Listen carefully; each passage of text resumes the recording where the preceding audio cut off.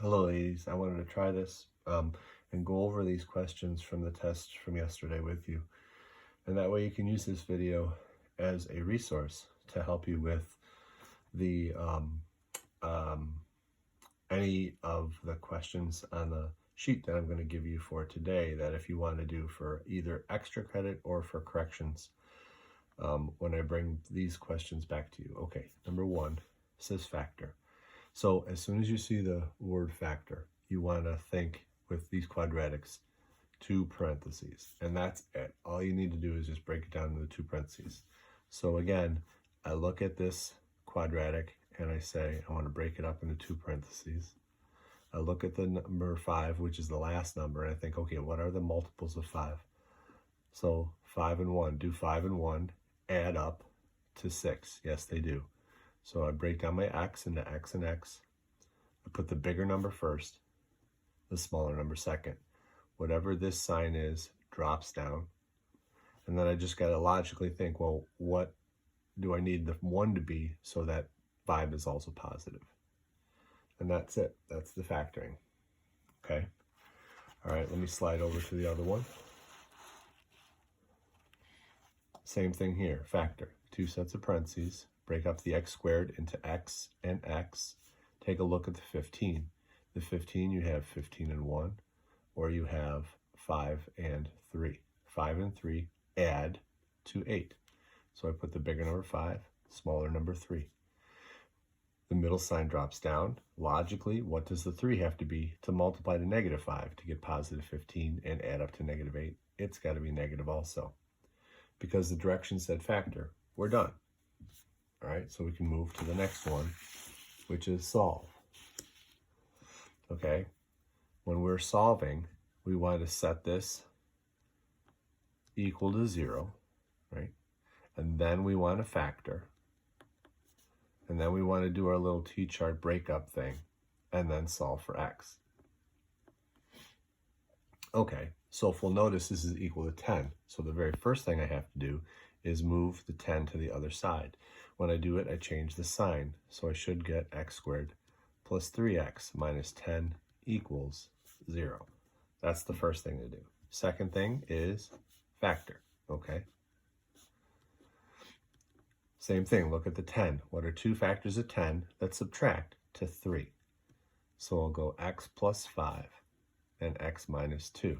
Now again, how do I get these? I list the factors of 5, factors of 10 that subtract to 3. They could be 5 and 2, that works. They could be 1 and 10, that doesn't. All right, so the middle sign drops down with a bigger term, and logically, 2 has to be negative so that it multiplies to a 10 and then subtracts to 3. So I'm done with the factoring. Okay, now let's take a look at my little t thing, right? Split it up. All right, there's my t thing. Now I need just to solve for x. So I'll go x plus 5 equals 0. Subtract the 5 to the other side. X equals negative 5. X minus 2 equals 0. Subtract or add the 2 to the other side. X equals 2. Those are my 2 solutions, right? So again, set it equal to 0, factor it, do your t-chart, and then solve for x. Okay, let's keep going. The next one is find the x-intercepts. And we said whenever you're doing the x-intercepts, that is when y equals 0. Because x-intercepts are the point, some x term, comma, 0. So if we're setting y equal to 0, then it's the same process as we did above. So if I have this function here, right, we'll set it y equals x squared plus 5x minus 24. Okay, now I'm in my solution equation mode. Set the y equal to 0 and solve like we did above. Factor it. 2 sets of parentheses, x and x. Now 24 is going to be a more complicated number, so let's write them out. 24 and 1, and then there's 12 and 2, and then there's 6 and 4 and 8 and 5. So I want 2 factors of 24 that subtract. 8 and 3, oops, that subtract to 5. All right, So clearly 8 and 3, if I write them correctly, they're going to be the right choice. So I put the bigger number first, smaller number second. Middle sign drops down. And then logically, 3 has to be negative, so that 8 and 3 multiply to negative 12. All right, cool. So I got my factored, set up my little t-chart guy. X plus 8 equals 0, so x equals negative 8. X minus 3 equals 0, so x equals positive 3. Again, just adding it to this side, subtracting it to that side. Now remember, they wanted the coordinates, so we just had to put them in coordinate form. So we'll go 8, comma, 0. That is the x coordinate form, and then 3, comma, 0. There we go. All right, let's take a look at the next page.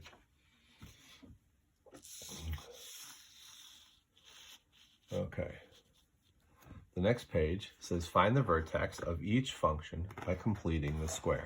So that's going to be the big thing, is completing the square. There we go, completing the square. All right, so let's get it into the y equals form.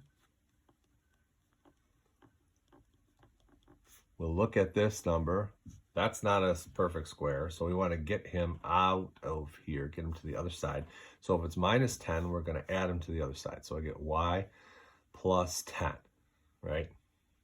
And then I'm going to go plus blank, because I need to have some room for my perfect square.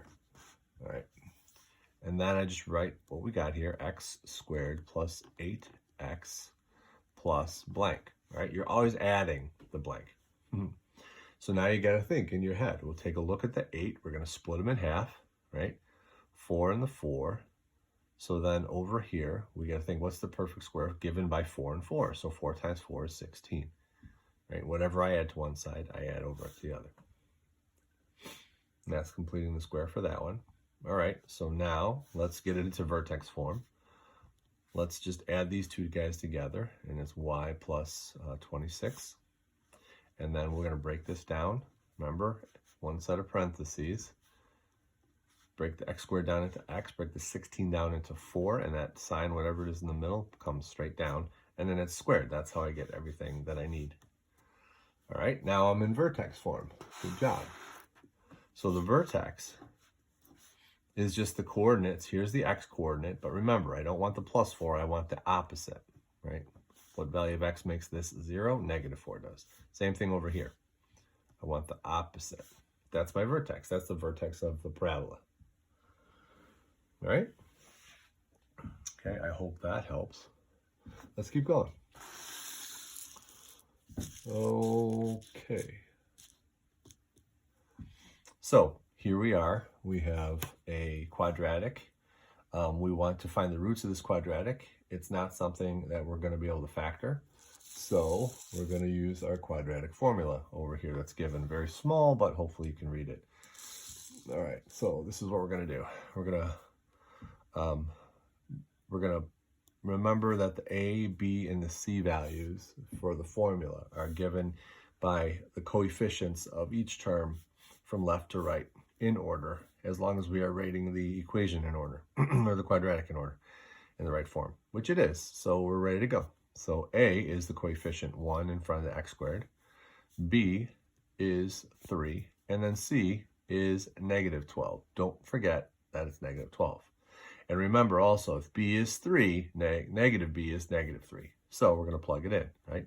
X equals, it says negative B, the opposite of 3, which is negative 3, plus or minus the square root of the B term squared minus the number 4 times A times C, which is, whoops, negative 12, not negative 10. I don't know why I wrote that. Sorry about that. Over 2 times A. Okay. Whoops, I'm sorry, I didn't realize that was in there. Okay, sorry about that. All right, so again, it's negative 3, the opposite of B, plus or minus the square root of 3 squared minus 4 times 1 times negative 12, right? And the whole thing over 2 times 1. All right, so one of the things that we said is we want to be able to, I'm going to try and see if this works. All right, we want to put this into our calculator. I hope you can see that. I can see it on my screen, but I can't, I'm not sure how dark it is. Okay, so do what's inside the radical first, okay? So do that 3 term and square it. Minus 4 times, you don't have to do 10. I'm going to put it in. I'm going to put it in just the way I say it. Minus 12, okay? That is the number 57. That is the number that goes under the radical. So that's what I'm going to do first. All right, I'm going to write it again. X equals -3 plus or minus the square root of 57 over 2. Okay, and then what we're going to do is we're going to break this guy up. And we're going to find the roots. X1 is the first root, so we'll take -3 plus radical 57 over 2. And then for the second one, X2, we'll do -3 minus radical 57 over 2. Okay, so when you're doing it in the calculator, all right, here we go again. When you do it into the calculator, you want to put in -3 plus the square root of 57. Get an answer for that first, okay? Take the numerator, right? Do the numerator first. Get an answer for that, and then take that and divide it by the denominator too. Okay, so that is the first root, and we're going to do the first 3 digits. So we're going to round it up to 2.27. Okay, so we'll say that's approximately equal to 2.27. All right, same thing with the bottom guy, right? It is -3 minus the square root of 57 equals, get the first numerator answer, then divide it by 2. There we go. So that's going to be -5.27. Approximately equals to -5.27. And there we go. Those are the 2 roots that we are looking for this quadratic equation that cannot be factored. All right. So hopefully that helps. All right, there's the whole problem. Okay. And let's do the last one. Okay. So the last one is basically, I'm looking for, here's the equation, right? And I want to put it into the calculator. I'm going to get my my coordinate points, and I'm going to plot them onto the graph. Okay. All right. So one of the things that we talked about doing to find the middle was doing the axis of symmetry, the x equals -b over 2a. Okay. So I'm going to do that real quick. -b is -3 over 2 times 1. So -3 divided by 2 is -1.5. No worries on that. Don't worry about the fact that it is a -1.5. It just means it's going to be in between -2 and -1, right? So no big shakes. So I'm going to go back over to my table, and then -2 and -1 are going to be my 2 points that are going to split. The vertex is going to be in between those 2 guys. So we might not see it on the table because it's a decimal. That's okay. We can still figure out where that's going to be. Okay, so I go back to my calculator. Go into y equals. I'm going to type in x squared plus 3x, and then -4. All right. Whoa. Sorry. Okay. So there he is, right? And then we're going to a second table to get my table values. All right. Hang on. I'll be right back. Yeah. Okay. So I can see here that I'm going to need to scroll up a little bit to get the values that I want. So there we go. And we can see there's the -1, -2. See how they got the same value there? And then the vertex is going to be in between that. Okay.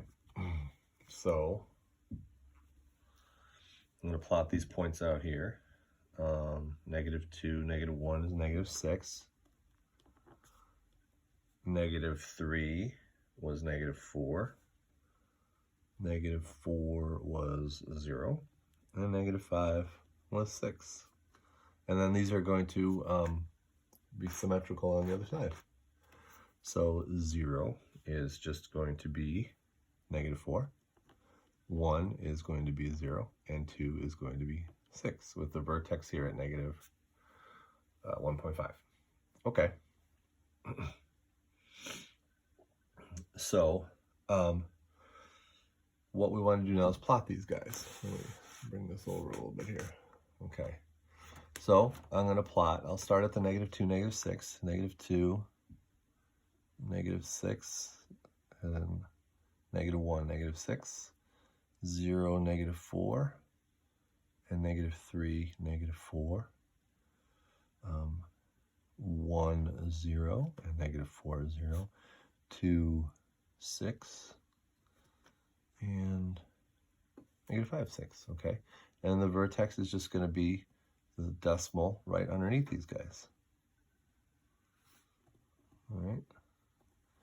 Since it's the decimal, we're going to estimate that value underneath. We could find it by plugging it into the calculator if we wanted to, right?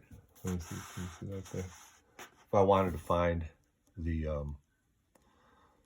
value of what is the vertex, we could do that by plugging it in. -1.5 squared plus 3 times -1.5 minus 4. And then we can find the y value for that. But we're going to be approximating it anyway. So there's your graph, okay? It's already got it labeled here for x and y. All right. And there's only one graph. You don't technically need to label it, but it's always a good idea to label it. So I'm going to label it f of x equals x squared plus 3x minus 4. Okay, there it is. I hope that helps. And then if you want to do the problems that I attached to this, please do that. Hand them in on Monday, and I'll do them either for corrections or for extra credit. Thanks.